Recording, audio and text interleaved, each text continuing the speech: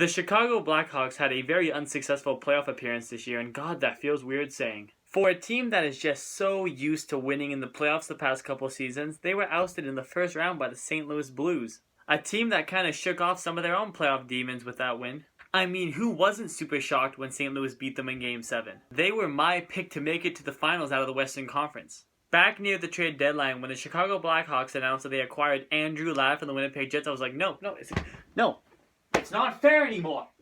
I mean, how can the Chicago Blackhawks have the amount of superstars that they have and still be able to get Andrew Ladd at the trade deadline? I don't even care if the Winnipeg Jets retain some salary. I have never in my life seen anybody who can manage the cap as well as Stan Bowman can. But I mean, the Duncan Keith contract kind of helps. Duncan Keith's contract is the best in the NHL in my opinion, hands down.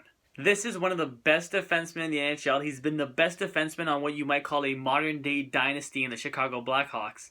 And he's making $5.54 million for the next 7 seasons. And he's 32 right now, so he's going to be almost 40 years old when his contract expires, so he's not going to get a raise at that point. To put how amazing his contract is into perspective, if he hit the open market this summer, I bet he would be getting a long-term contract at over $9 million a season.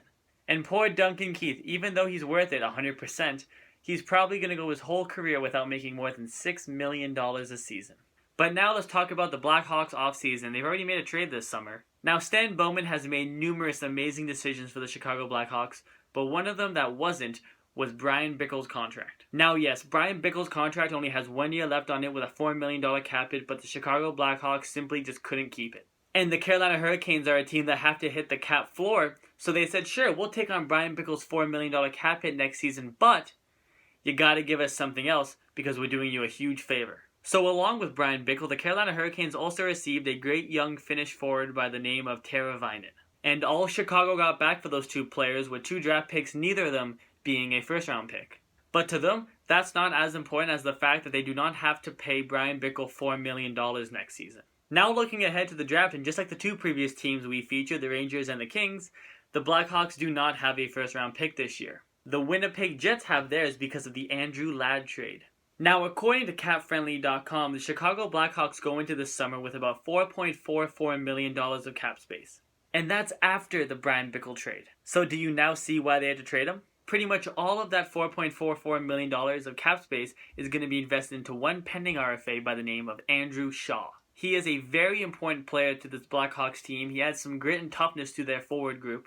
And I would expect his new contract to take up most of that $4.44 million of cap space the Chicago Blackhawks currently have. So let's assume the Blackhawks do re-sign Andrew Shaw because he's probably their number 1 priority this offseason. So now we can take a look at the other pending UFAs and RFAs they have. For pending RFAs, the only other noteworthy one besides Shaw is Richard Panik. I personally think that the Blackhawks will trade Panik to a team for a low draft pick. I don't see him being a part of the Blackhawks' future, to be honest. Now to the pending UFAs, and the first one on the list is their trade deadline acquisition, Andrew Ladd. Yeah, there is just no way the Chicago Blackhawks are going to be able to keep Andrew Ladd.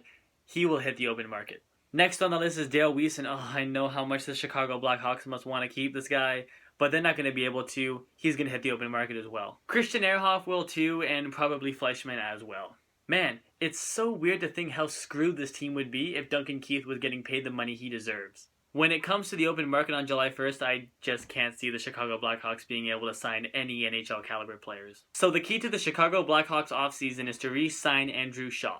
I mean, they probably traded away Brian Bickell for that one sole purpose, so they better go out and do it.